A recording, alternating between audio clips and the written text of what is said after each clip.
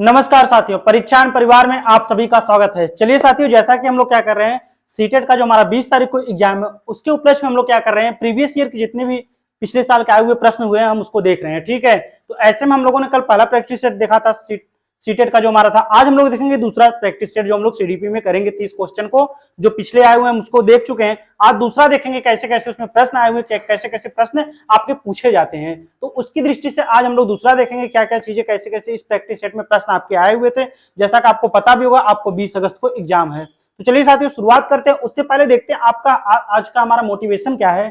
खुद पर तू कर यकीन, मंजिल की ओर चल दे, न हो हताश परेशान, अपने इरादों को बदल दे। तो साथियों समय कम है, हम इतना ही कहेंगे, आप लोग लगे रहिए एकदम और जुड़े रहिए हमारे साथ, क्योंकि जितने भी प्रैक्टिस सेट करवाए जाते हैं, क्योंकि क्या होता है प्रीवियस ईयर से भी क्या होते हैं, हमेशा आपकी परीक्षाओं में प्रश्न बनते रहते हैं। इस चीज को ध्यान में रखकर आप क्या करेंगे, अपनी तैयारी को आगे की तरफ ले चलेंगे। तो चलिए शुरुआत करते देखते हैं आज के हमारे जो प्रश्न है कैसे कैसे प्रश्न है उसमें। तो देखते हैं पहला प्रश्न हमारा क्या कहता है, उसको देख लेते हैं। प्रश्न हमारा कहता है विकास के बारे में निम्न में से कौन सा कथन सही नहीं है। जब भी आप सही और नहीं जहां भी पूछेगा, इस चीज को जरूर एकदम क्या करेंगे, अंडरलाइन करके इसके बाद प्रश्न को सॉल्व करेंगे। तो साथियों दिया है विकास के बारे में निम्न में से कौन सा कथन सही नहीं है। ऑप्शन पहला दिया है बच्चे विभिन्न दरों पर विकसित होते हैं। ऑप्शन बी हमारा कहता है विकास अपेक्षाकृत क्रमिक होता है। ऑप्शन सी कहता है आनुवंशिकता विकास का एकमात्र कारण है।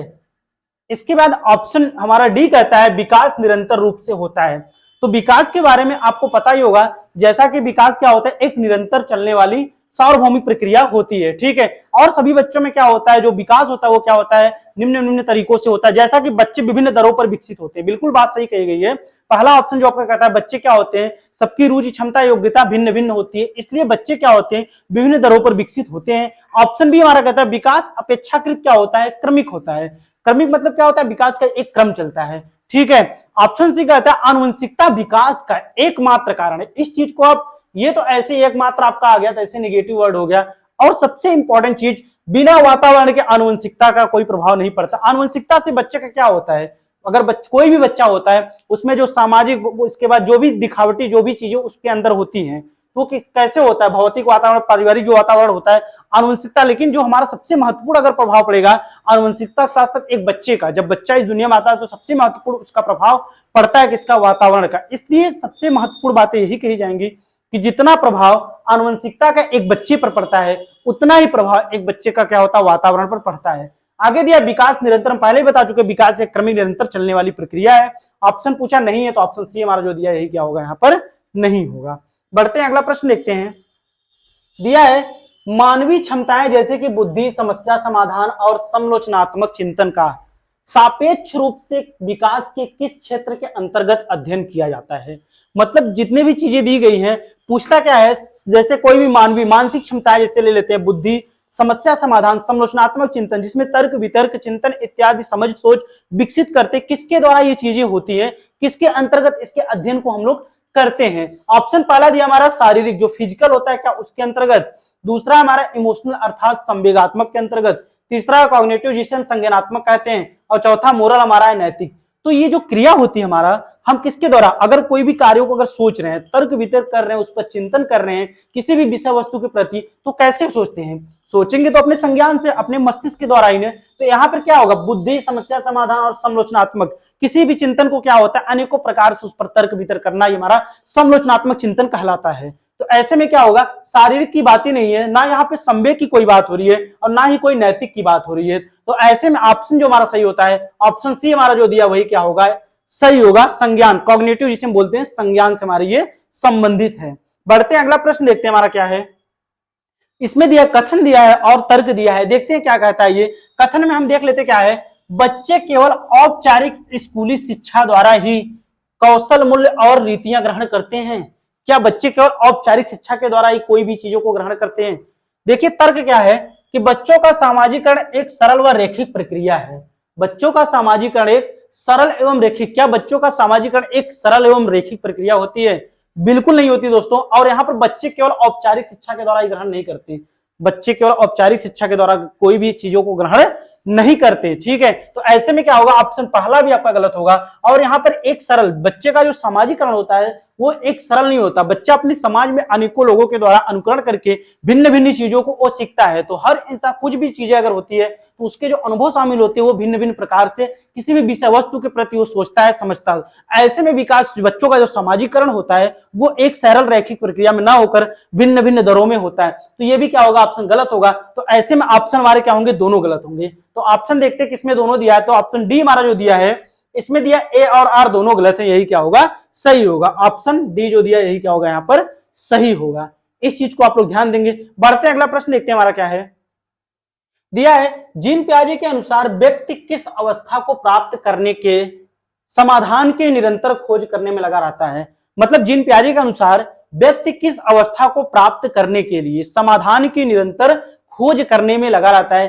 क्या हमारा इक्विलिब्रेशन जिसे हम संतुलन कहते हैं, क्या डिसइक्विलिब्रेशन असंतुलन कहते हैं ये अवस्था होती है, क्या आत्मसातीकरण होती है, या फिर समंजन होती है जिसे एकोमोडेशन बोलते हैं। तो जीन पियाजे के अनुसार अगर कोई व्यक्ति बात करता है किस अवस्था को, किसी भी चीज की अवस्था, जो भी अवस्थाएं चलती है उसको प्राप्त करने के लिए समाधान की निरंतर खोज में लगा रहता है। ऐसे प्रश्न हम कल भी करवाए थे, आपकी परीक्षा जो हुई थी उसमें भी आए हुए थे। तो ऐसे में क्या होता है, वो बच्चा क्या असंतुलन की स्थिति होगी, नहीं, आत्मसातीकरण उसके अंदर नहीं होगा, ना ही समंजन होगा, बल्कि उसके अंदर क्या होगा, एक इक्विलिब्रेशन, अर्थात क्या होगा, वो संतुलन को स्थापित करेगा यहाँ पर। तो ऑप्शन जो हमारा पहला सही ए दिया है वही क्या होगा, यहाँ पर सही होगा। अगला प्रश्न देखते हैं क्या दिया, हमारा पांचवा प्रश्न देखते हैं।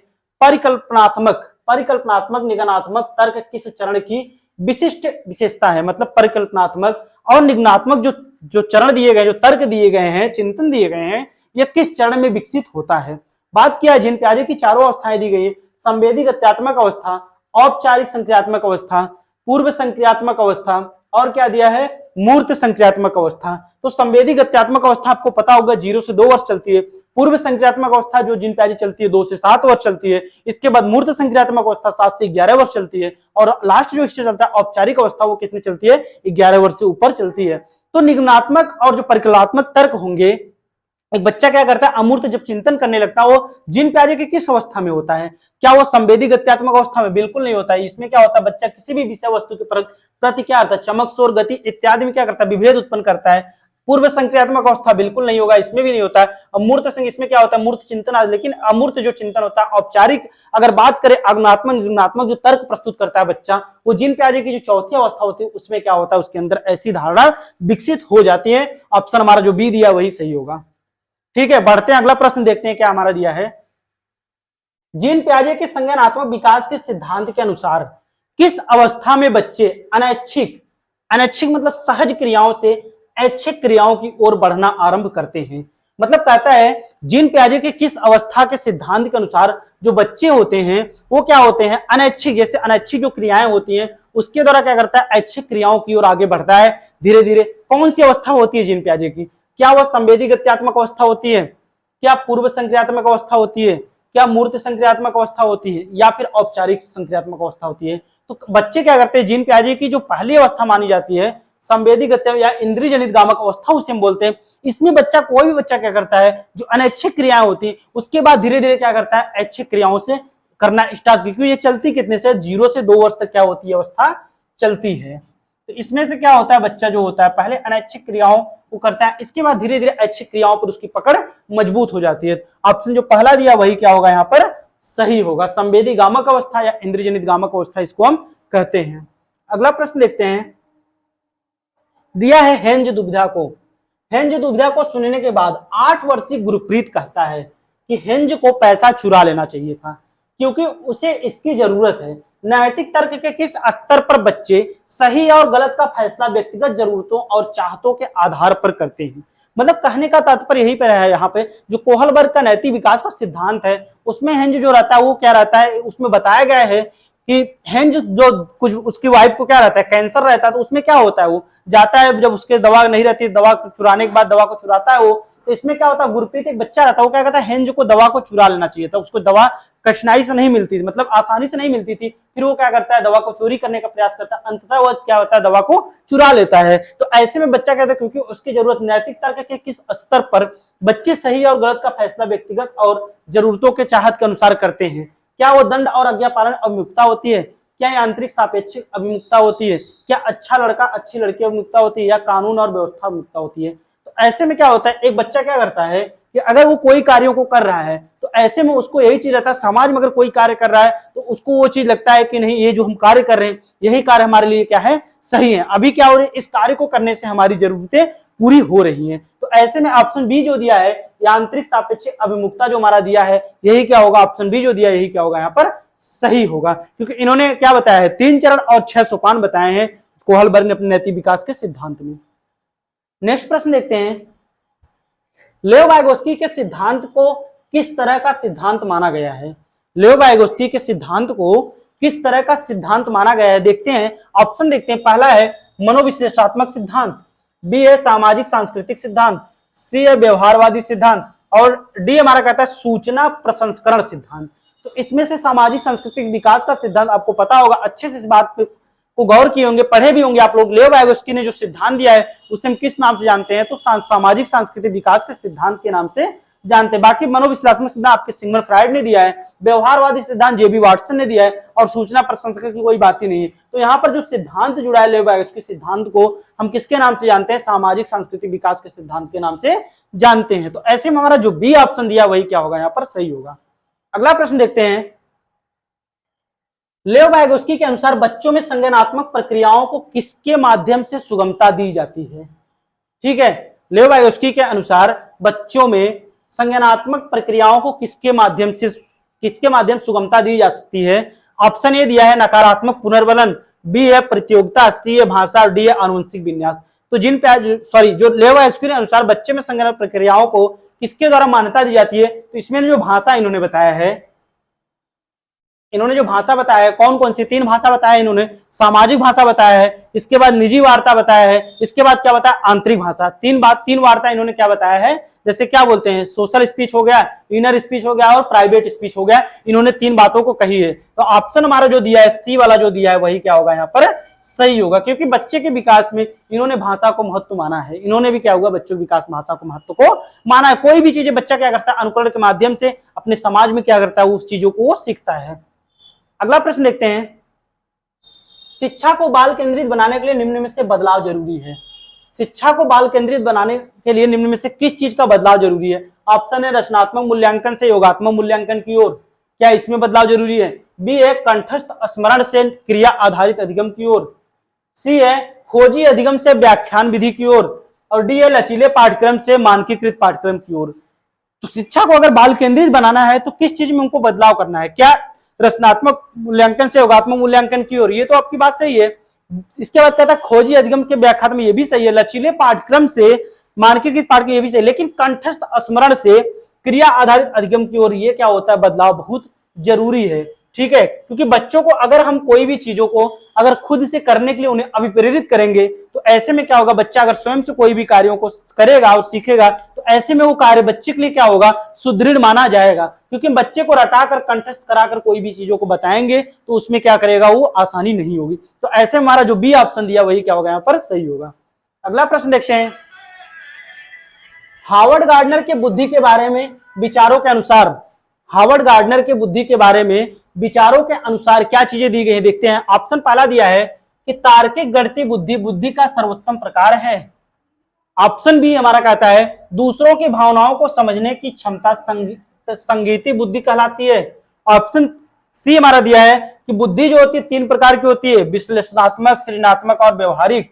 और ऑप्शन डी देखिए हमारा क्या कहता है कि हर व्यक्ति अपने आप में विभिन्न प्रकार की बुद्धियों के विविध स्तर पर निहित होता है या निहित करता है।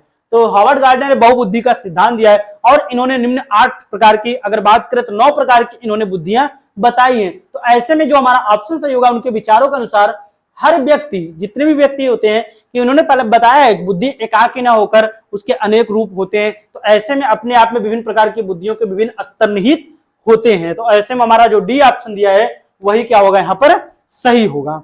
बढ़ते हैं, अगला प्रश्न देखते हैं। दिया है, इसमें देखते कथन दिया है, एक अध्यापिका को विद्यार्थियों को किसी समस्या पर कार्य करते समय अपने विचारों के मौखिकरण के लिए प्रोत्साहित करना चाहिए। क्या एक अध्यापिका को अगर विद्यार्थियों को किसी समस्या पर कार्य कर रहे हैं तो ऐसे में उनको मौखिकरण को प्रोत्साहित करना चाहिए? बात तो बिल्कुल सही है। आगे है, निजी भाग बच्चों के संज्ञानात्मक विकास को सुसाधित करता है। ये भी बात आपकी सही है। बच्चा जब स्वयं से कोई बात करके, खुद से कोई कार्य करके सीखेगा तो ऐसे में उसका वो क्या होगा, उसके लिए सुसाधित साबित होगा। तो ऐसे में जब बात दोनों सही है तो हम देख लेते हैं, हमारा ऑप्शन पहले में ही दोनों दिया है, ये क्या होगा, सही हो जाएगा। ए और आर दोनों सही है और ए जो व्याख्या करता है आर की सही करता है। साथियों ऑप्शन जो हमारा ए दिया है वही क्या होगा, यहाँ पर सही होगा। बढ़ते हैं नेक्स्ट प्रश्न देखते हैं। इसमें दिया है, एक अध्यापिका प्रचलित सामाजिक जेंडर संबंधित रूढ़ि बाधाओं को कैसे प्रभावी बना सकती है। मतलब एक अध्यापिका जो रहती है वो जो जेंडर रूढ़िवादिता है उसके रूढ़िवादिताओं को कैसे प्रभावहीन बना सकती है। ऑप्शन ए है, यह सुनिश्चित करके कि खेल सत्र में लड़कियां सिर्फ बैडमिंटन खेले और लड़के सिर्फ फुटबॉल। क्या इससे हम जेंडर रूढ़िवादिता प्रभावशील बना सकते हैं? बिल्कुल नहीं।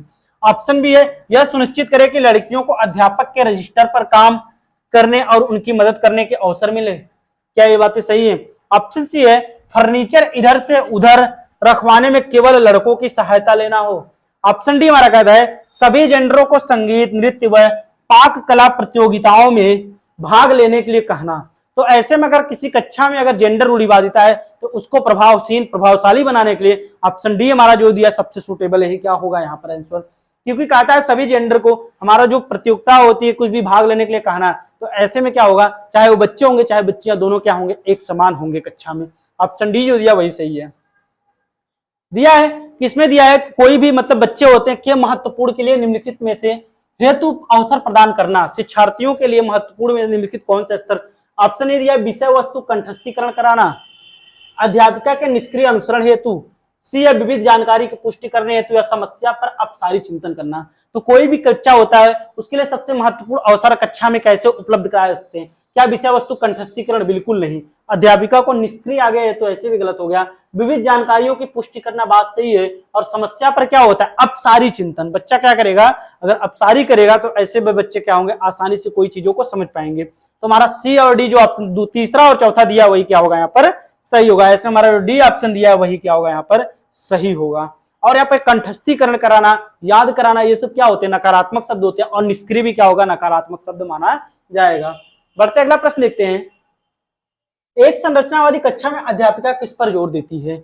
एक संरचनावादी कक्षा में अध्यापिका किस पर जोर देती है? ऑप्शन ए है रचनात्मक मूल्यांकन पर, ऑप्शन बी है मानकीकृत मूल्यांकन पर, ऑप्शन सी है मानक संदर्भित मूल्यांकन पर, और ऑप्शन डी हमारा क्या है, योगात्मक मूल्यांकन पर। तो बात करें क्या है, एक संरचनावादी कक्षा में अध्यापिका किस चीज पर जोर देगी? क्या स्टैंडर्डाइज पर? बिल्कुल नहीं साथियों, मानक संदर्भित नहीं, योगात्मक, बल्कि क्या होगी, रचनात्मक जो मूल्यांकन होगा उस पर क्या करेगी अध्यापिका अपने कक्षा में रचनात्मक तरीके से। अगर बच्चों को अनेक प्रकार से क्रियाओं को कर अगर वो बताएगी तो आसानी से बच्चा उस चीज को करेगा और सीखेगा। तो ऐसे हमारा जो पहला ऑप्शन सही होगा वही क्या होगा यहाँ पर सही है। बढ़ते अगला प्रश्न देखते हैं। समावेशी शिक्षा डैश डैश डैश के विविध जरिए के निष्कासन पर बल देती है। जो समावेशी शिक्षा होती है हमारी वो किसके विविध मतलब जरिए के निष्कासन पर बल देती है? क्या प्रस्तुतिकरण, क्या अभिव्यक्ति, क्या संलग्नता, या फिर भेदभाव? तो समावेशी शिक्षा जो होती है वो साथियों क्या होती है, भेदभाव के विविध जरिए के निष्कासन पर बल देती है। हमारा जो डी ऑप्शन होगा वही क्या होगा, क्योंकि समावेशी शिक्षा हमारी क्या कहती है, सभी बच्चे वो अलग अलग कक्षा, अलग अलग धर्म, अलग अलग समुदाय, अलग अलग स्थानों से आते हैं। तो ऐसे में जो बच्चे होते हैं कक्षा में वो हमारे सभी बच्चे जो क्या होते हैं, समान होते हैं। तो ऐसे में भेदभाव जो हमारा होगा ये क्या होगा, निष्कासन पर बल देगा। तो हमारा डी ऑप्शन जो दिया वही क्या होगा यहाँ पर सही होगा। अगला प्रश्न देखते हैं। दिया एक ऐसी कक्षा में जिसमें विविध सामाजिक आर्थिक परिवेशों से विद्यार्थी आते हैं, एक अध्यापिका को क्या करना चाहिए? मतलब एक ऐसी कक्षा है जिसमें विविध सामाजिक आर्थिक परिवेश से क्या होते हैं, विद्यार्थी आते हैं, एक अध्यापिका है तो वो क्या करती है, देखिए इस अधीनस्थ समूह से संबंधित विद्यार्थियों के लिए कम उत्तर अपेक्षाएं बनाना और कायम रखना। क्या ये बातें, समावेशी भाषा जैसे कि हमारा विद्यालय हमारी कक्षा का इस्तेमाल करना। ऑप्शन सी है प्रबल समूहों से संबंधित विद्यार्थियों में अलगाव को बढ़ावा देना। ऑप्शन डी अधीनस्थ समूह संबंधित विद्यार्थियों के बारे में रूढ़िवादिताओं को बढ़ावा देना, रूढ़िवादी भय पैदा करना। तो बात किसकी करता है कि एक ऐसी कक्षा में जिसमें विविध सामाजिक आर्थिक पृष्ठभूमि से बच्चे क्या होते हैं, आते हैं। तो ऐसे में एक शिक्षिका को क्या करना चाहिए? तो ऑप्शन देखिए हमारा जो अधीनस्थ समूह गलत होगा साथियों। और अलगाव की भावना और भय पैदा करना नहीं होगा, बल्कि उसको ऐसा शब्द प्रयोग करना चाहिए, समावेशी शब्द जैसे समावेशी भाषा, जैसे कि यह हमारा विद्यालय है, हमारी कक्षा है, ऐसी चीजों क्या करना इस्तेमाल, ऐसे शब्दों का इस्तेमाल करना चाहिए। तो हमारा जो बी ऑप्शन दिया वही क्या होगा यहाँ पर सही होगा। अगला प्रश्न देखते हैं, दृष्टिबाधित विद्यार्थियों के सफल समावेशन के लिए अध्यापक को क्या करना चाहिए। दृष्टिबाधित जो विद्यार्थी होते हैं उनके सफल समावेशन के लिए एक अध्यापक को क्या करना चाहिए। ऑप्शन है, अवधारणा की व्याख्या के लिए चित्रों का प्रयोग करना चाहिए। ध्यान दीजिएगा, दृष्टिबाधित बालक की बात हो रही है, क्या उनके लिए अवधारणा की व्याख्या के लिए चित्रों का प्रयोग करना चाहिए। ऑप्शन बी है, सभी प्रकार के लिखित सामग्री को मौखिक रूप से प्रस्तुत करना चाहिए। ऑप्शन सी है, विद्यार्थियों से बात करते समय हाथों का खूब इस्तेमाल करना चाहिए, जो कि बच्चा दृष्टिबाधित है। इसको भी देखिएगा, दिखाए जा रहे वीडियो के उपशीर्षक देना चाहिए। तो दृष्टिबाधित बच्चे की बात हो रही है, तो इसमें से कौन सा ऑप्शन आपका सही होगा। क्या अवधारणा की व्याख्या के लिए प्रयोग है, बिल्कुल नहीं होगा। और विद्यार्थियों बात हाथों का प्रयोग भी नहीं होगा। उपशीर्षक और दिखाया जा रहा है जो दृष्टिबाधित बच्चा है, ऐसे में सभी प्रकार की लिखित जो सामग्री है उसके लिए क्या करें, मौखिक रूप से प्रस्तुत करेंगे, और प्रस्तुत करना भी चाहिए। ये हमारा जो ऑप्शन बी दिया है यही क्या होगा, सही होगा। अगला प्रश्न देखते हैं, दिया है हमारा ध्यानाभाव एवं अति सक्रियता विकार, जिसे हम एडीएचडी कहते हैं, ग्रसित विद्यार्थियों के सफल समावेशन के लिए अध्यापक को क्या करना चाहिए। प्रवेश में व्यवधानों को अधिक कर देना चाहिए, लंबे और जटिल प्रदत्त कार्य देने चाहिए। सी है, विद्यार्थियों को समय प्रबंधन और संगठनात्मक आदत के विकास में सहायता करनी चाहिए। और डी है, गैर लचीली विधि और दिनचर्या का इस्तेमाल करते हुए शिक्षण करना चाहिए। क्या एक बच्चा क्या है, वो क्या हुआ, अति सक्रियता विकार, एडीएचडी हमारा होता है मस्तिष्क विकार माना जाता है। ऐसे में ग्रसित विद्यार्थियों के सफल समावेशन के लिए क्या अध्यापक को करना चाहिए। क्या प्रवेश में व्यवधानों को अधिक कर देना चाहिए, बिल्कुल नहीं साथियों। लंबे और जटिल प्रदत्त कार्य देने चाहिए, ये भी नहीं होगा आपका। और गैर लचीली पाठचर्या, ये तो बात ही नहीं है। पाठचर्या कैसी होनी चाहिए, लचीली होनी चाहिए, गैर लचीली नहीं होनी चाहिए। ऐसे में विद्यार्थियों को समय प्रबंधन और संगठनात्मक आदत के विकास में सहायता करनी चाहिए। हमारा जो सी ऑप्शन दिया वही क्या होगा यहाँ पर सही होगा। बढ़ते अगला प्रश्न देखते हैं, पठन वैकल्प सापेक्ष रूप से किस क्षेत्र में चुनौती पैदा करता है। सबसे इंपॉर्टेंट, जब भी ये प्रश्न बने तो आप एक बाइलिंगुअल पेपर जो आता है उसमें इंग्लिश को भी ध्यान दीजिएगा, जरूरी होता है ऐसे प्रश्नों में। जैसे पठन वैकल्प देगा, हिंदी वर्ड थोड़ा टफ है, लेकिन आप अंग्रेजी में देखेंगे तो इंग्लिश में देखेंगे जल्दी समझ आए। पूछा है dyslexia poses direct challenges in, मतलब पूछा है पठन वैकल्प सापेक्ष रूप से किस क्षेत्र में चुनौती प्रदान करता है। क्या लिखित विषय सामग्री के बोध में, बी है शारीरिक गतिविधियों के समन्वय में, सी है दूसरों की भावनाओं को समझने में, या डी है चित्र बनाने में। तो आपको पता होगा डिस्लेक्सिया क्या होता है, ये लिखन विकार होता है। तो ऑप्शन जो पहला ही दिया है वही क्या होगा यहाँ पर सही हो जाएगा। ठीक है, तो ऐसे में आप इंग्लिश को भी जरूर बाइलिंगुअल जो पेपर आता है उसमें ध्यान देंगे इस ऐसे प्रश्नों को। बढ़ते हैं अगला प्रश्न देखते हैं, प्रभावशाली और अर्थपूर्ण अधिगम के लिए अध्यापक को किस प्रकार की शिक्षण शास्त्री परिविधियों का इस्तेमाल करना चाहिए। प्रभावशाली और अर्थपूर्ण अधिगम के लिए एक शिक्षक को किस प्रकार की शिक्षण शास्त्री और प्रविधि जो हमारी होती है उसका इस्तेमाल करना चाहिए। ऑप्शन है, सांस्कृतिक रूप से प्रासंगिक हो, बी है मानकीकृत, सी है परीक्षा केंद्रित, और डी है व्यवहारवादी। तो जो प्रभावशाली अर्थपूर्ण अधिगम करा रहे हैं तो ऐसे में सबसे जरूरी जो होगी बातें उसमें क्या होगा, सांस्कृतिक रूप से प्रासंगिक हो, शिक्षण कैसा हो, सांस्कृतिक रूप से क्या हो, प्रासंगिक हो। ऑप्शन पहला ही जो हमारा दिया वही क्या होगा यहाँ पर सही होगा। बाकी स्टैंडर्डाइज, एग्जाम सेंट्रिक और बिहेवियर ये नहीं होगा। ठीक है, इस चीज को आप लोग ध्यान देंगे। ऑप्शन हमारा पहला ही जो दिया वही क्या होगा सही होगा। अगला प्रश्न देखते हैं, राष्ट्रीय शिक्षा नीति 2020 अधिगम के कौन से तरीकों पर बल देती है। राष्ट्रीय शिक्षा जो हमारी नेप होती है तो 2020 कौन से अधिगम के तरीकों पर बल देती है। ऑप्शन है, क्या अनुभवात्मक, जो अनुभवात्मक हमारा अधिगम होता है उस पर, क्या डिजिटल अधिगम पर, क्या वैज्ञानिक अधिगम पर, या करके सीखने पर। तो राष्ट्रीय शिक्षा नीति जो हमारी है ये किस पर बल देती है, क्या 2020 जो हमारी बल देती है, क्या अनुभव के बच्चे के अनुभव के अनुभवात्मक अधिगम पर, बिल्कुल सही बात है। और डिजिटल अधिगम की बात करता है, वैज्ञानिक अधिगम, और सबसे जरूरी लर्निंग बाय डू जो करके सीखने की बात हमारी राष्ट्रीय शिक्षा नीति 2020 करती है। तो ऐसे में जो ऑप्शन सही होंगे हमारे, इसमें चारों ऑप्शन जो दिए हैं वो क्या होंगे सही होंगे। तो हमारा डी ऑप्शन जो दिया है वही क्या होगा यहाँ पर सही होगा। जो चारों ऑप्शन दिए वो क्या होंगे, राष्ट्रीय शिक्षा नीति 2020 की दृष्टि से सही है। बढ़ते अगला प्रश्न देखते हैं, अध्यापकों को विद्यार्थियों के अधिगम युक्तियों के अर्जन को सुगम सहज करना चाहिए। निम्नलिखित में से कौन से तरीकों का इस्तेमाल शिक्षार्थियों को अधिक कौशलीभूत बनाने के लिए किया जा सकता है।